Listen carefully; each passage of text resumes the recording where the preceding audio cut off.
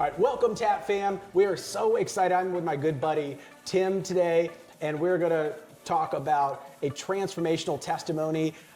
Tim is a guy that I have known for probably 8 or 9 years now. Man, when I think about what God has done in his life and is doing in his life, I can't wait to hear about all the cool things you're doing now. I mean, it just, glory be to God for what he does and how he takes people that are not perfect and truly delivers testimonies that change lives. Alcoholism, or maybe there's abuse. I mean, we live in a fallen world and sin is all around us, and Jesus still loves them, and God's grace is sufficient. Well, if there's one thing I want everybody to remember is that everybody is either going through something or has been through something. And we ask God to show us things in people that they might not see in themselves. This whole new world opens up to us to be able to confidently pour in, invest into people. You know, at 9 years old, I'm smoking weed. At 14, I was snorting cocaine. By the time I was 16, man, I was addicted to meth. 15 arrests and 2 prison terms, and my dad and mom both dying as a result of their drug abuse. Ended up at a church, having my sins removed as far as the east is from the west. And that made me start thinking, number one, do I even have sin? And the answer was yes. Do I need to have these things removed as far that it could be remembered no more? Are we sinning? Have we sinned? Do we need forgiveness of those sins? It was like I had a veil over my eyes. It was almost like the enemy was covering my eyes to the truth. But now that I look back in the rearview mirror of my life, I see just how distracted, how blinded I actually was. And so when I believed everything that was happening, I believed that this conversation that God was having me in the deepest part of my heart was real. Understand, you don't have to understand it all. Amen. You just gotta believe. Long story short, I surrendered, and that was the last day.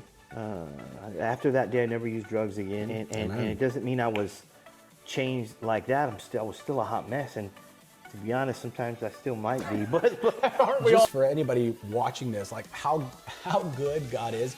You've got a guy that was a drug addict who's been arrested, sitting here talking about having purpose in his life now and how good God is. You have a Christian felon here saying, I made millions of dollars, did all the things, and how empty my life was until I had Christ, and now how purposeful it is. So I think it's an important idea for everybody to really to think about that, to pray on it, is I can have a purpose-filled life. What I have, it doesn't have to be what remains. You have the capacity, you have the ability, but it requires the surrender that you spoke about.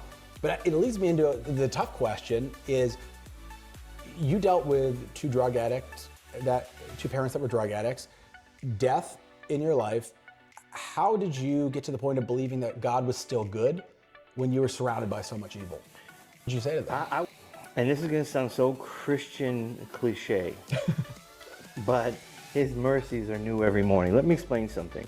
I learned it a long time ago because I made lots of mistakes.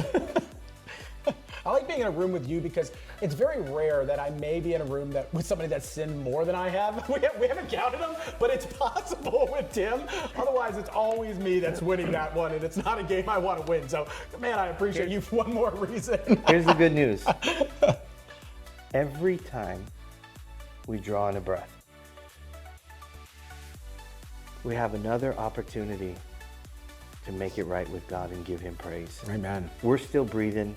God's not done with us. Cliche, the best is yet to come. I live that every day, believing by faith that God is going to continue to use me. And guess what? He has. Amen. Not because I'm perfect, but because I position myself to be perfected in his love.